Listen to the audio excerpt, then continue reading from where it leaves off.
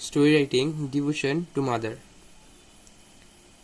You must have heard the name of Bayezid Bustami. তোমরা অবশ্যই বাজিদ বুস্তামির নাম শুনে থাকবে।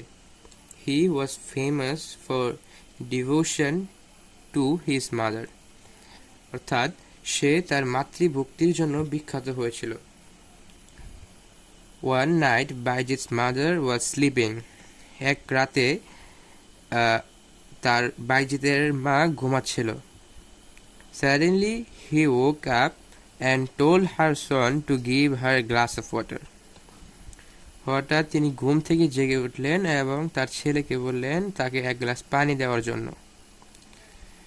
Bayezid found no water anywhere in his house.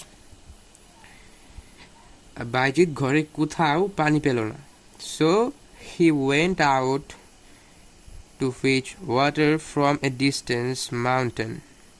অর্থাৎ তাই সে দূরে একটা ঝর্ণা থেকে পানি আনার জন্য ঘর থেকে বের হয়ে গেল। He came back with water and found his mother asleep. সে পানি নিয়ে ফিরে আসলো এবং তার মাকে আবার ঘুমিয়ে পড়তে দেখল। অর্থাৎ তার মা আবার ঘুমিয়ে পড়ছে তার যে পানি আনার সময়টাতে ব্যয় হয়েছে সেই সময়টার মধ্যে। He did not disturb his mother. সে তার মাকে কোনো প্রকার ডিস্টার্ব করলো না, অর্থাৎ সে তার মাকে কোনো রকম অসুবিধা করলো না। He stood still beside his mother's bed with a glass of water in his hand. অর্থাৎ সে তার হাতে এক গ্লাস পানি নিয়ে তার মায়ের বিছানার পাশে নীরবে দাঁড়িয়ে রইল। অর্থাৎ সে তার মাকে ডিস্টার্ব করছে না এবং তার মায়ের বিছানার পাশে সে তার যে পানিটা আনছে এ ডিস্টেন্স অফ মাউন্টেন, অর্থাৎ যে ঝর্ণা থেকে সে পানিটা আনছে সে পানিটা নিয়ে তার মায়ের বিছানার কাছে সে দাঁড়িয়ে রয়েছে। The night was over. Bayezid's mother woke up. এবং রাতটা শেষ হলো এবং তার মা জেগে উঠল।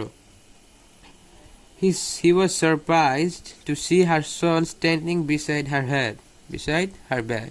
অর্থাৎ সে খুব অবাক হলো কারণ সে দেখলো তার ছেলে তার বিছানার পাশে, বিসাইড মানে হচ্ছে পাশে, সে তার ছেলে তার বিছানার পাশে দাঁড়িয়ে রয়েছে। After a while he could understand the fact. কিছুক্ষণ পর সে বিষয়টা বুঝতে পারল। Then she prayed to Allah for his son from her heart.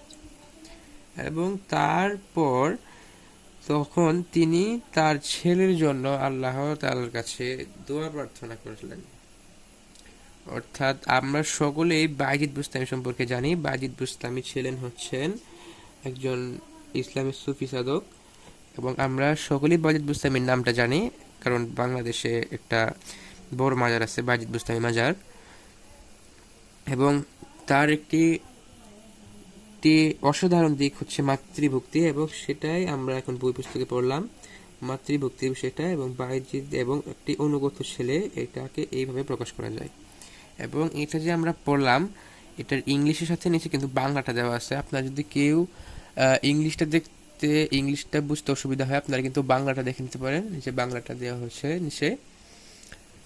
এবং স্টোরি রাইটিং এর সময় সবসময় কিন্তু উপরে কিছু অংশ দেওয়া থাকবে যেটার মাধ্যমে আপনি বুঝতে পারবেন যে স্টোরিটা কি রিলেটেড বা আপনার সিলেবাসে যে স্টোরিটা আছে সেই স্টোরির মধ্যে কোনটা সেটা বুঝে আপনি দেন সেই স্টোরিটার অবশ্যই একটা হেডিং দিবেন। হেডিং ছাড়া যদি আপনি স্টোরি পরীক্ষা হলে লিখে দিয়ে আসেন তাহলে you can got the full numbers.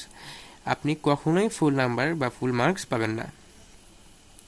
আপনাকে যদি ফুল মার্কস পেতে হয়, if you want to achieve the full marks, you must give the heading of the story.